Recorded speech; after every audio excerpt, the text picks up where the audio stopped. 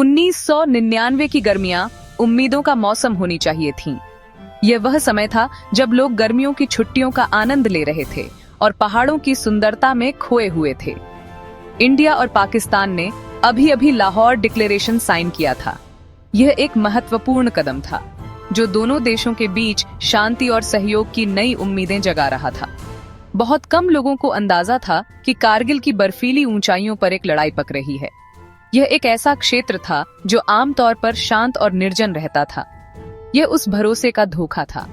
लोगों की उम्मीदें टूट गईं और शांति की आशाएं धूमिल हो गईं। अचानक सारा ध्यान शांति वार्ता से हटकर लड़ाई की तैयारी पर चला गया। भारतीय सेना ने तुरंत अपनी रणनीति बदल दी और युद्ध की तैयारियों में जुट गई। पहाड़ जो आमतौर पर शांत रहते थे, अब भयानक लड़ाई देखने वाले थे। इन ऊंचाइयों पर अब गोलियों और बमों की गूंज सुनाई देने लगी। यह लड़ाई एक देश की हिम्मत का इम्तिहान लेने वाली थी। भारतीय सैनिकों ने अपनी जान की परवाह किए बिना दुश्मन का सामना किया और यह ऊंचे पहाड़ों पर लड़ाई के तरीकों को भी बदलने वाली थी। सैनिकों को कठिन और दुर्गम इलाकों में लड़ाई लड़नी पड़ी। कारगिल जम्मू और कश्मीर के लद्दाख क्षेत्र में है। यह एक रणनीतिक रूप से महत्वपूर्ण क्षेत्र है जो दोनों देशों के लिए अत्यंत महत्वपूर्ण है। यह लाइन ऑफ कंट्रोल या LOC के पास है। यह वह सीमा है जो भारत और पाकिस्तान को अलग करती है। यह इंडिया और पाकिस्तान के बीच की असली बॉर्डर है। इस सीमा पर हमेशा तनाव बना रहता है। इस इलाके की स्ट्रेटेजिक इंपॉर्टेंस को कम नहीं आंका जा सकता। यह क्षेत्र दोनों देशों के लिए अत्यंत महत्वपूर्ण है। नेशनल हाईवे 1 NH1 इसी इलाके से गुजरता है। यह हाईवे भारत के लिए एक महत्वपूर्ण जीवन रेखा है। इस हाईवे पर नजर रखने वाली ऊंचाइयों पर पाकिस्तानी कब्जा एक सीधा खतरा था। यह भारत की सुरक्षा के लिए एक गंभीर चुनौती थी। इसका मकसद इस जरूरी रास्ते को काटना था। अगर यह रास्ता कट जाता तो भारत के लिए लद्दाख और सियाचिन तक पहुंचना मुश्किल हो जाता। इंडियन गवर्नमेंट का फैसला पक्का था, घुसपैठियों को बाहर निकालना ही होगा। भारतीय सेना ने अपनी पूरी ताकत झोंक दी। कारगिल युद्ध, जैसा कि इसे बाद में जाना गया, कई कारणों से बहुत महत्वपूर्ण था। यह युद्ध भारतीय सेना की वीरता और साहस का प्रतीक बन गया। गड़बड़ के पहले संकेत मई 1999 की शुरुआत में मिले। यह वह समय था जब कश्मीर की घाटियों में बर्फ पिघलने लगती है और चरवाहे अपने मवेशियों को चराने के लिए ऊंचाई वाले क्षेत्रों में ले जाते हैं। वहां के चरवाहों ने ऊंची पहाड़ियों पर कुछ अजीब हरकतें देखीं। उन्होंने देखा कि कुछ अजनबी लोग उन क्षेत्रों में घूम रहे थे जहां आमतौर पर कोई नहीं जाता। इंडियन आर्मी की पेट्रोलिंग टीम्स को जांच के लिए भेजा गया। इन टीमों का काम था यह पता लगाना कि क्या वास्तव में कोई घुसपैठ हुई है। इनमें से कुछ पेट्रोलिंग टीम्स वापस नहीं लौटी। यह एक गंभीर संकेत था कि कुछ बड़ा और खतरनाक हो रहा है। जल्द ही ये साफ हो गया कि यह कोई छोटी मोटी घुसपैठ नहीं थी। यह एक सुनियोजित और संगठित हमला था। पाकिस्तानी सैनिक आतंकवादियों के भेष में इंडिया की जरूरी चौकियों पर कब्जा कर चुके थे। वे ऊंचाई वाले क्षेत्रों में मजबूती से जमे हुए थे। वे इंडियन जमीन के काफी अंदर तक घुसकर जम गए थे। उनकी स्थिति इतनी मजबूत थी कि उन्हें हटाना आसान नहीं था। इंडियन अधिकारियों ने शुरू में इस घुसपैठ के साइज को कम आंका था। उन्हें लगा कि यह एक सीमित और स्थानीय समस्या है। पाकिस्तान की स्ट्रेटेजी अचानक हमला करके चौंका देने पर आधारित थी। उनका मकसद था कि भारतीय सेना को चौंकाकर उन्हें प्रतिक्रिया देने का समय न मिले।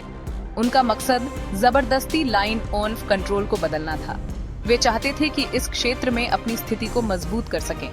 उनका कहना था कि ये वहीं के आजादी के लिए लड़ने वाले लोग हैं। लेकिन यह दावा जल्द ही झूठा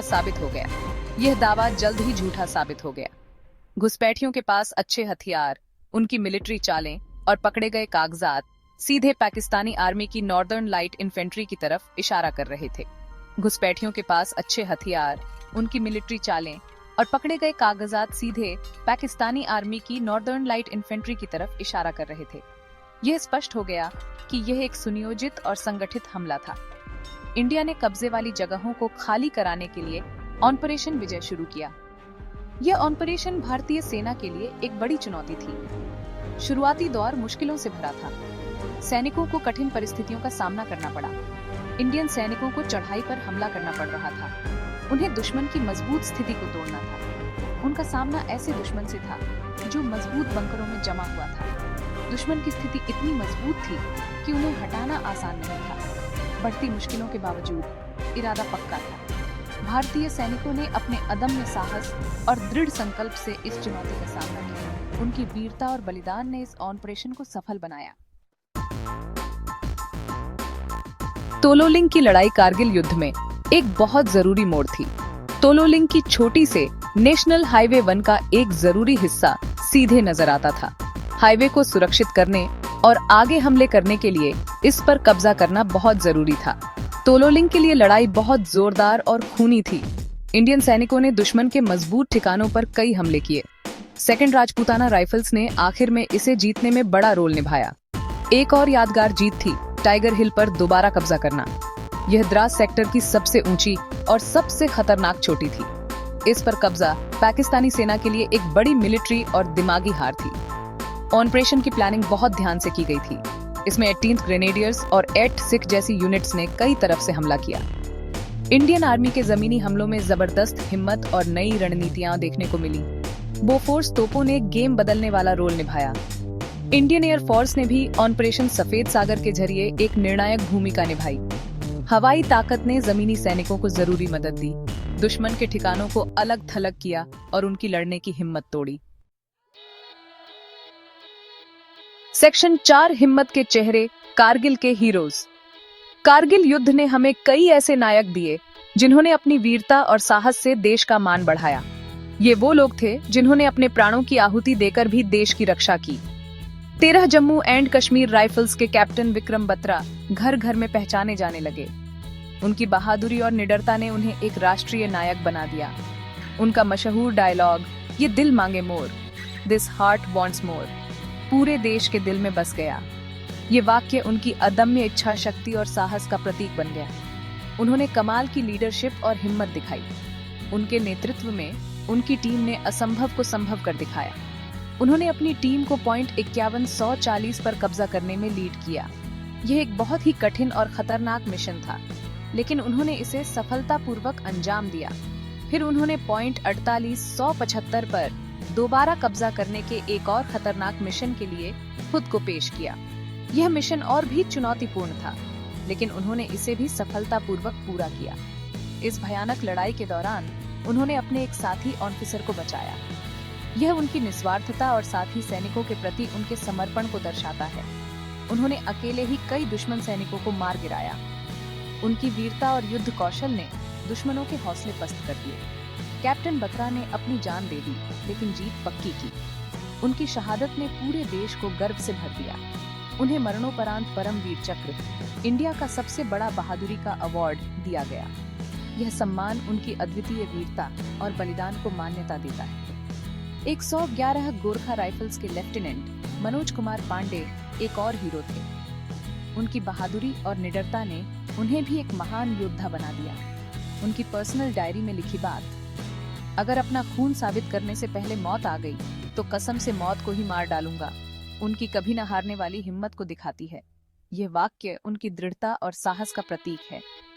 उन्होंने अपनी पलटन को जुबार टॉप पर कब्जा करने में लीड किया। यह एक बहुत ही महत्वपूर्ण और कठिन मिशन था, लेकिन उन्होंने इसे भी सफलतापूर्वक पूरा किया। कारगिल युद्ध में ऐसी ही बहादुरी के कई कमाल के किस्से देखने को मिले। हर सैनिक ने अपनी जान की परवाह किए बिना देश की रक्षा की। पूरा देश देख रहा था, दुआ कर रहा था और अपने बहादुरों का साथ दे रहा था। यह युद्ध केवल सैनिकों का नहीं था, बल्कि पूरे देश का था। हर नागरिक ने अपने तरीके से योगदान दिया और सैनिकों का हौसला बढ़ाया। सेक्शन 5 डिप्लोमेटिक मोर्चा और युद्ध के बाद के हालात। जब सैनिक बर्फीली चोटियों पर लड़ रहे थे, इंडिया ने जोरदार डिप्लोमेटिक कोशिशें शुरू की। नई दिल्ली ने पाकिस्तान के शामिल होने के पक्के सबूत पेश किए। इन सबूतों ने दुनिया की राय बदल दी। दुनिया भर में ज्यादातर लोग पाकिस्तान को हमलावर मान रहे थे। यूनाइटेड स्टेट्स ने एक अहम रोल निभाया। प्रेसिडेंट बिल क्लिंटन ने पाकिस्तानी प्राइम मिनिस्टर नवाज शरीफ से अपनी सेनाएं वापस बुलाने को कहा। उन्होंने लाइन ऑन ऑफ कंट्रोल की पवित्रता पर जोर दिया। इंडिया का पक्का स्टैंड, वापसी तक कोई बातचीत नहीं, को दुनिया भर से सपोर्ट मिला। इस डिप्लोमेटिक दबाव से पाकिस्तान अकेला पड़ गया। कारगिल लड़ाई के पाकिस्तान के अंदर भी बुरे नतीजे हुए। सेना की वापसी को बेइज्जती के तौर पर देखा गया। इंडिया के लिए कारगिल युद्ध से देश में गर्व और देशभक्ति की लहर दौड़ गई। युद्ध ने बॉर्डर्स पर लगातार चौकस रहने की जरूरत पर जोर दिया। सेक्शन 6 एक देश याद करता है। कारगिल की कभी न मिटने वाली विरासत। कारगिल युद्ध में इंसानी जानों का भारी नुकसान हुआ। इंडिया ने 500 से ज्यादा बहादुर सैनिक खो दिए और भी बहुत से घायल हुए। कुछ को ऐसी चोटें आईं जिनसे उनकी जिंदगी बदल गई। हर शहादत का मतलब था एक बिखरा हुआ परिवार, एक खोया हुआ भविष्य। देश ने अपने हीरोज का शोक मनाया। शहीद सैनिकों के सम्मान में द्रास में कारगिल वॉर मेमोरियल बनाया गया। ये तोलोलिंग और टाइगर हिल की तलहटी में बना है। मेमोरियल पर उन सैनिकों के नाम लिखे हैं जिन्होंने अपनी जान दी। उनकी याद में एक अमर ज्योति जलती है। ये जगह उनकी बहादुरी और बलिदान की गंभीर याद दिलाती है। कारगिल युद्ध का इंडिया की नेशनल सोच पर गहरा असर पड़ा। बहुतों के लिए ये टीवी पर देखी गई पहली लड़ाई थी। मीडिया कवरेज ने लड़ाई की सच्चाई को इंडियन घरों तक पहुंचाया। कारगिल की विरासत सिर्फ एक मिलिट्री जीत के बारे में नहीं है, यह एक देश की एकजुटता की भावना के बारे में है।